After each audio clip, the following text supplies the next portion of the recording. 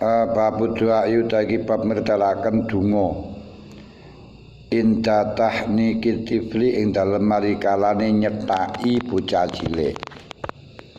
Adi anak baru lahir kesunatan di azani di kuping kanan, diikomai pada kuping kiri, terus dibacakan inna anzalnahu fi lailatul qadri wa ma adraka ma lailatul qadr sampai ping 3.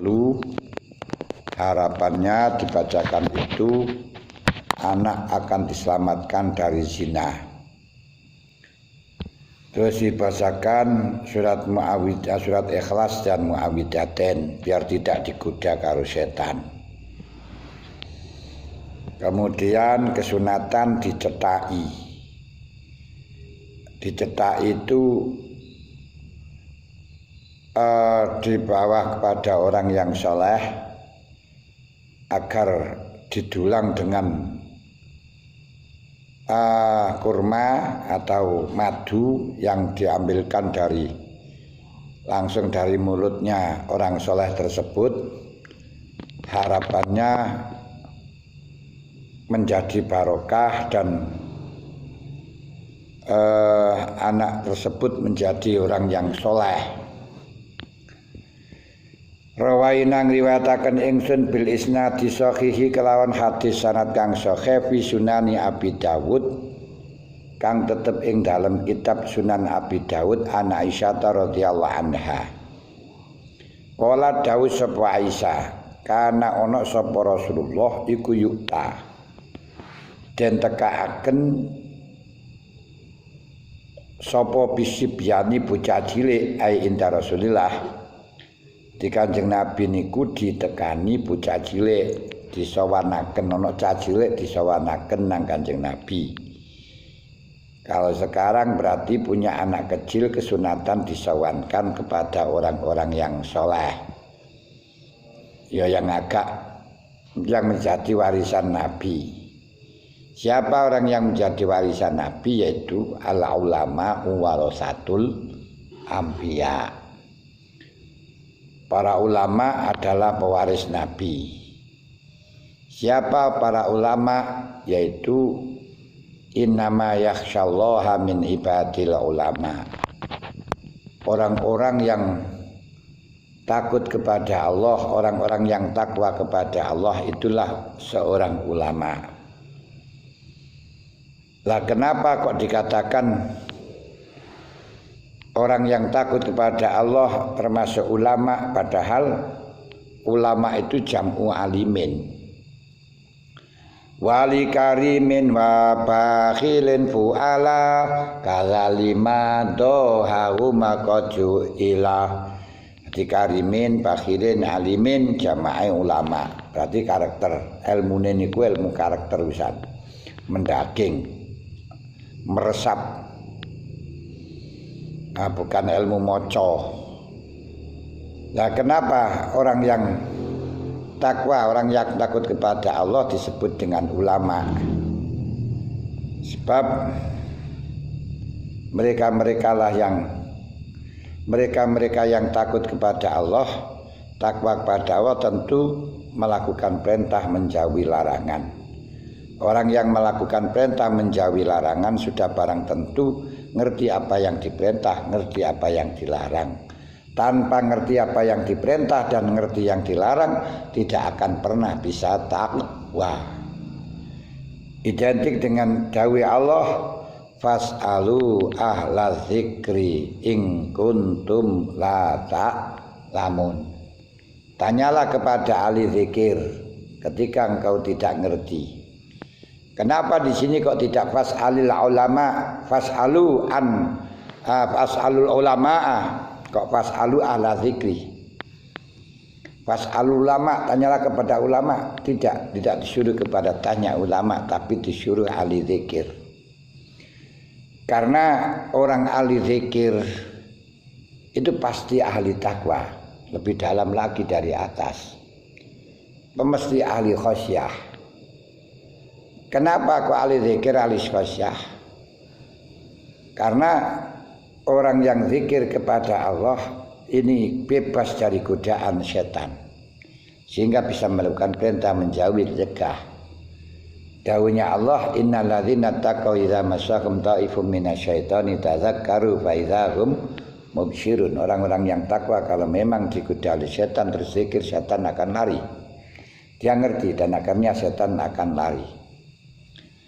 Hal ini bisa kau riset, bisa kau coba, bisa kau uji. Bahwa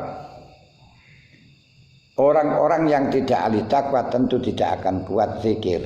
Orang yang kuat zikir niku hanya orang yang ahli takwa. Lek gak ahli takwa gak kuat zikir. Orang yang makanannya itu barang haram gak kuat zikir. Hal itu banyak terdapat pada para aulia-aulia zaman dulu. Termasuk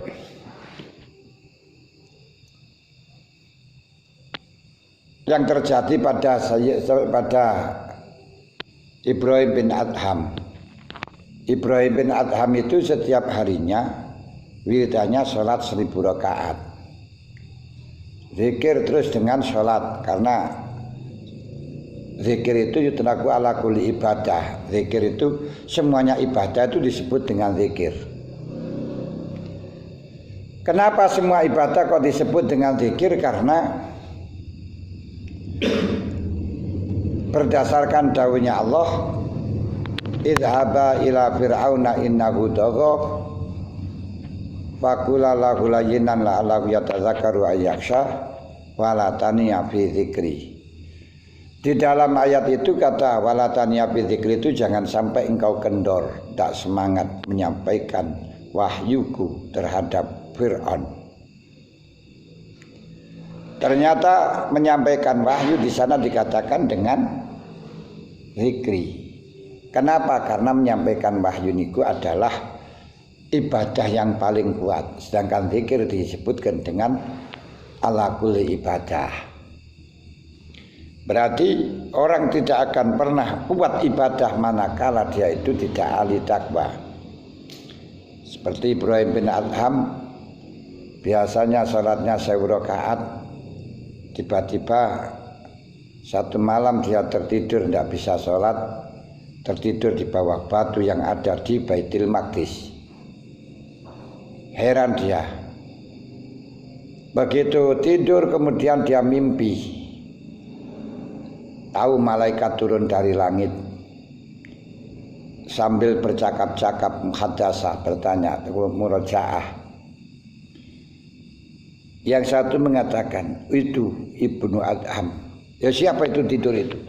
Yang satu mengatakan itu Ibnu Adham, Ibrahim bin Adham. Dia disiksa oleh Allah malam ini. Kenapa kok disiksa? Disiksa bagaimana? Kamu tahu bahwa semuanya hamba Allah sekarang ini ditimbali oleh Allah sowan kepadanya, asyik kepadanya. Tapi dia yang tidak diundang. Makanya kalau ada orang tidak taat kepada Allah, tidak mau Jumatan, tidak mau jamaah, ini karena tidak diundang oleh Allah Ta'ala. Maka biarkan saja. Itu karena nggak diundang oleh Allah. Kemudian kenapa dia itu disiksa oleh Allah? Gara-garanya kemarin sore dia itu ke pasar membeli kurma, sudah diserahkan oleh penjual, sudah dimasukkan dalam wadah. Tiba-tiba kurmanya penjual itu masuk dalam wadahnya Wali Junaid. Ibrahim bin Adham satu. Ada kurma satu itu masuk, tidak dikembalikan. Hanya itu saja sudah tidak kuat zikir kepada Allah, hanya gara-gara kurma satu. Terjadi pula pada Abu Qasim al-Baghdadi al-Junaidi yang terkenal dengan Wali Junaid. Wali Junaid itu kalau malam biasa wiridannya menangis, terus sholat sunat dan tafakur. Tiba-tiba dalam waktu 3 hari dia itu mengalami keanehan.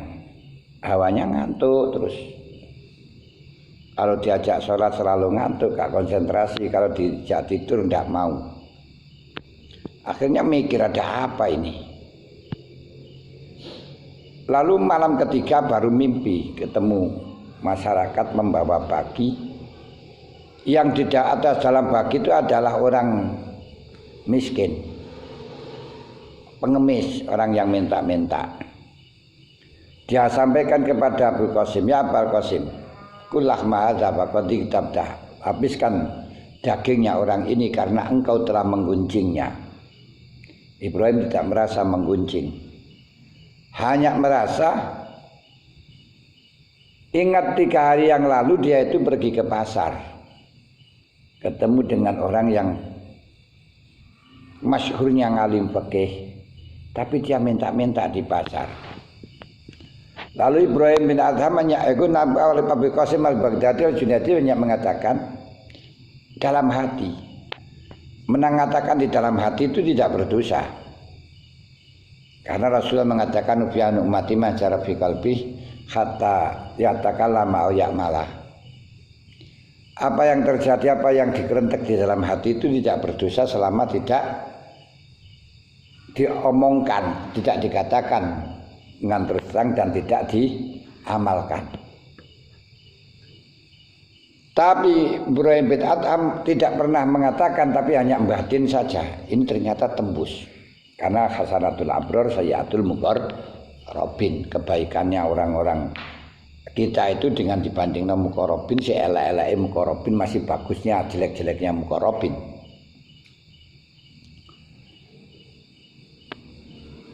Ingat ketika ada orang minta itu, terus Abu Qasim banyak kerentek dalam hatinya mengatakan lausona azarojul yasunan nafsaku lakana ajmala. Andai kata orang ini mau bekerja untuk melindungi dia dari minta-minta, tentu indah. Hanya mengatakan semacam itu, ternyata dihukum tidak bisa bangun malam. Lalu Abu Qasim langsung pagi-pagi datang ke pasar untuk menemui kepada orang yang telah minta-minta tadi untuk minta maaf. Sebelum minta maaf kepada beliau, ternyata dengan beliau sudah dijawab, ya Abu Qasim, ata'udu lima taqulun.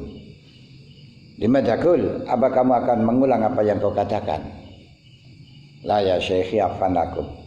Tidak, saya afan minkum, saya minta maaf dari kamu. Dia mengatakan mintalah maaf kepada Allah. Dan ternyata orang tersebut telah mengerti apa yang ada di dalam hatinya Wali Junaid, bukan orang ragan, termasuk orang ahli kasab. Ini menunjukkan hanya gara kerentek itu saja sudah dihukum oleh Allah, tidak bisa zikir kepada Allah dengan benar.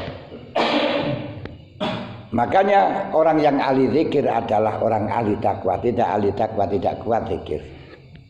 Kalau nggak percaya sudah adakan riset saja. Kamu silakan mengundang orang-orang untuk diajak bid'ah. Orang yang seling sholat makanannya tidak karu-karuan itu kamu ajak. Tidak kuat, tertidur. Hal itu juga pernah terjadi, dilakukan pada santrinya Syekh Razi ketika diundang dalam majelis taklim dan masjid zikir, belum dimulai semuanya tidur. Pasti ada yang tidak beres. Lalu santrinya yang ngundang tersebut dipanggil, kenapa dia itu kok tidur semuanya, kamu kasih makan apa? Maaf saya tidak ngerti. Yang sebenarnya semuanya makanan sudah saya teliti tentang halal dan haramnya. Hanya saja ada yang belum saya teliti, yaitu terong yang saya berikan. Bagaimana ceritanya? Saya membeli terong kepada orang, tidak saya tanya dia beli dari mana, bulaan dari mana. Mungkin ini yang menyebabkan. Coba kamu tanya kepada orang yang jual terong.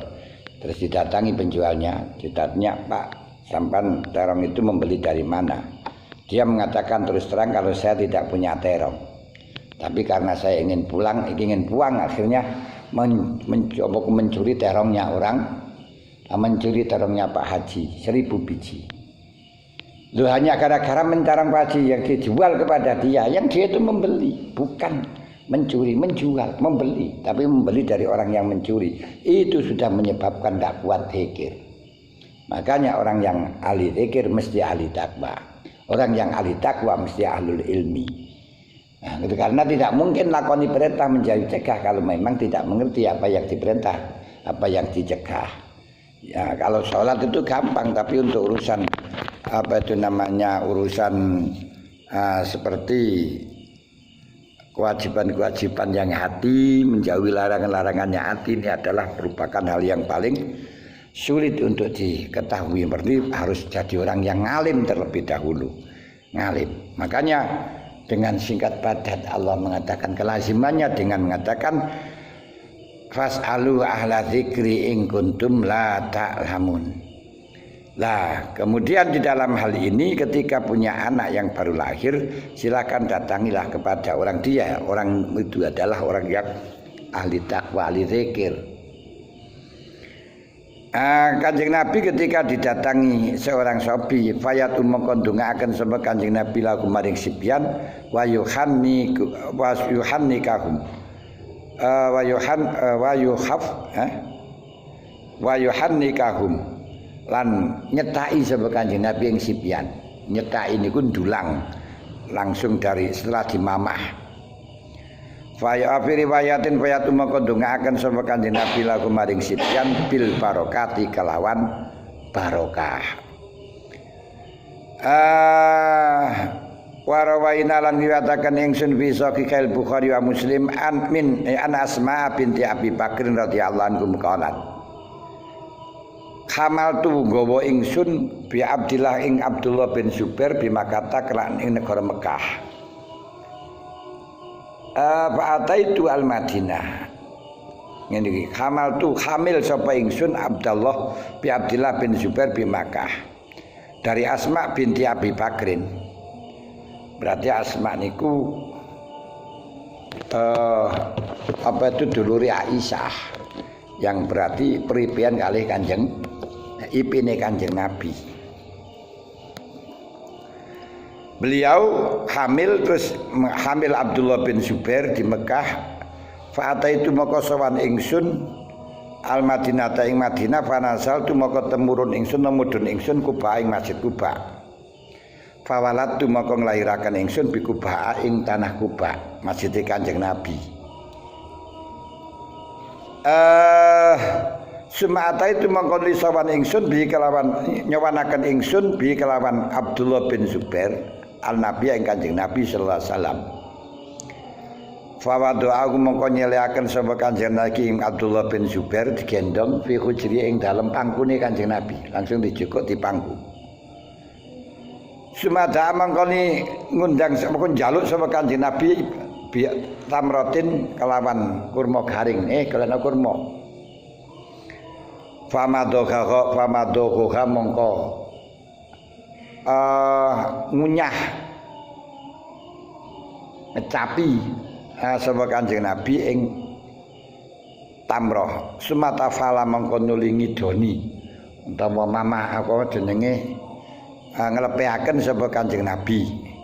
Ngelepeaken sapa Kanjeng Nabi langsung karo tutuke niku ora dipakai tangan, langsung tutuke niku dilepeaken fihi ing dalem tutuke. Semata fala mongkoling mamah apa itu jenenge ngelepeaken sapa Kanjeng Nabi ing tamroh fihi ing dalam tutuke Abdullah bin Zubair. Maka fakana maka ana apa awalu syai'in kawitane suwi-wiji dakhala kang manjing apa syek jaufaku dadi cethak ini ku durung mangan apa-apa niku langsung digawa dakhala jaufaku ing tutuke Abdullah iku riku fakana awalu syai'in dakhala fi kurika fakana iku awala syai'in ngeten fakana iku awala syai'in tadi kawitane suwi-wiji dakhala kang manjing apa sesek jaufahu ing tutuke Kanjeng ing tutuk ing wetenge Abdullah apa riku Rasulullah sallallahu alaihi wasallam sumahannakahu mengko nuli nyetai sapa Kanjeng Nabi, nyetakaken sapa Kanjeng Nabi ing Abdullah bitamroti kelawan kurma garing. Sumada amakon ndongaaken sapa Kanjeng Nabi lahum maring Abdullah bin Zubair Wa barokah lan ndongaaken barokah sapa Kanjeng Nabi alaihi ngatasi Abdullah bin Zubair. Warawaina lan riwayataken ingsun fi sahihaima ing dalam sahih lorone Bukhari Muslim. An Abi Musa al-Asy'ari radhiyallahu anhu qol wulida den lairaken li kedhe ingsun sapa gulamun anak. Kata Abi Musa al-Asy'ari, saya punya anak laki-laki. Fa'ata itu maka sowan sapa ingsun bi kelan gulam an Nabi sallallahu alaihi wasallam. Fasamahu mengko nuli ngarani iku jenengaken sapa Kanjeng Nabi gulam Ibrahim ing Ibrahim. Wa hannaka hulan nyetai gini kemang didulang dipamahno apa kurma lek ana kurma ya barang-barang sing manis neh. Barang sing degan ya barang sing manis dari orang soleh langsung dimasukkan pada mulutnya si bajaban bayi, itu namanya teknik nyetai. Wa ta'ala ndongaaken sapa Kanjeng Nabi lagu maring gulam bil barokah. Ada utawi iki pada ala barokah kala Abdul Bukhari wa Muslim illa qaulahu angin dawuhe rawi wa ta'ala bil barokah. Fa inna maqal teman suni lafaz ta'ala bil barokah iku lil Bukhari khosatan halikang tertentu. Lah ketika nyata ini ku didongakno apa?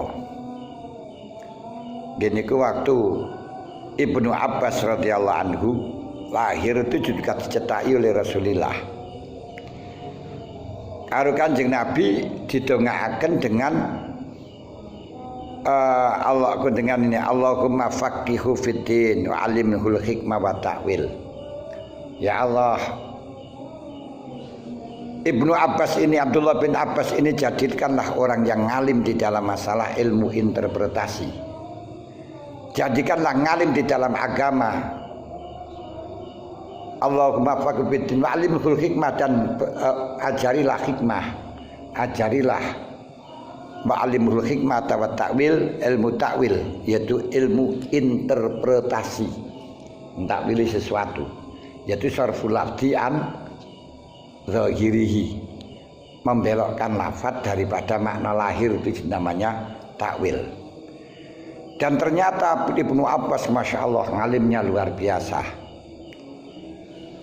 Pernah terjadi Sayyidina Umar radhiyallahu anhu itu janggal dengan ayat, dengan satu surat yang diturunkan oleh Allah terhadap Nabi giniku, idza jaa nasrullahi wal fath wa ra'aitan nasa yadkhuluna fi dinillahi afwaja fasabbih bihamdi rabbika wastaghfirhu innahu kana tawwaba. Sayyidina Umar janggal. Ayat ini yang tiga, pertama adalah memberikan janji atas kebaikan, atas kemuliaan, atas kenikmatan. Apa janji itu? Pertama, idza jaa nasrullah. Idza itu dzarfun lima'ata. Dzarf yang akan datang dan tahaqqul wuqu. Biasa terjadi. Idza jaa nasrullah berarti janji Gusti Allah bahwa sebentar lagi akan datang pertolongannya Allah. Ini yang sebagaimana dikehendaki oleh orang-orang mukmin sampai dalam merasa kepailan, kepacaklik, tidak hanya seperti corona sekarang ini, tidak. Kemudian karena sampai pada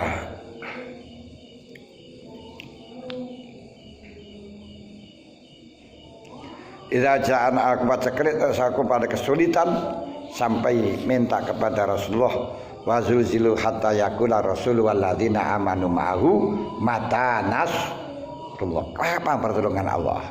Jabi Allah ala inna nasrallahi qarib. Ingatlah pertolongan Allah sudah dekat. Ternyata di situ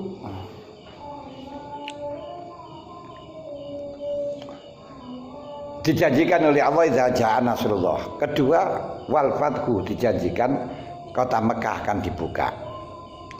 Ketika waraitan nasa yadkhuluna fi dinillahi afwajah, kau akan melihat orang-orang masuk dalam agama Islam dengan berbondong-bondong. Tapi ternyata jawabku dari ayat yang akhir, fasabbih, bacalah tasbih. Bihamdi rabbika wastaghfir, dan bacalah istighfar. Innahu kana tawwaba. Dan bertobatlah bahwa Allah Ta'ala telah menerima tobat. Setiap ayat yang memerintahkan untuk baca tasbih ini adalah dalam keadaan genting, dalam keadaan musibah. Makanya Nabi Nuh ketika dalam keadaan musibah juga berdoa baca tasbih, Rabbana wa subhanaka Allah inni kuntu minadz zalimin, la ilaha illa anta subhanaka inni kuntu minadz zalimin. Tasbih itu adalah maksudnya sholat. Ketika Rasulullah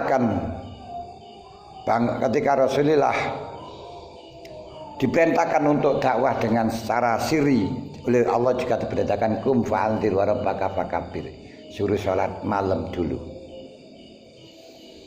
Ketika Rasulullah diperintahkan untuk dakwah dengan sirri, dengan jahri, terang-terangan terbuka, fastabimatu maru wa arid anil musyrikin, jangan koreken orang musyrik. Rasulullah juga ketakutan menghadapi orang-orang musyrik, takut kalau dia itu mengancam membunuh. Lalu Allah dijawab, laqad na'lamu annaka sadruq, aku sudah tahu apa yang ada dalam hatimu. Wasabi hamdi rabbika wa kum minas sajidin wa abud rabbaka hatta ya'tiyakal yakin. Bacalah tasbih, salat. Makanya Rasulullah itu idza aksana syai'un badara ila salat, ketika mendapatkan kesusahan apapun langsung segera melaksanakan salat. Ini Rasulullah. Nah, badar wasa ini berarti hal ini, perintah tasbih adalah perintah genting.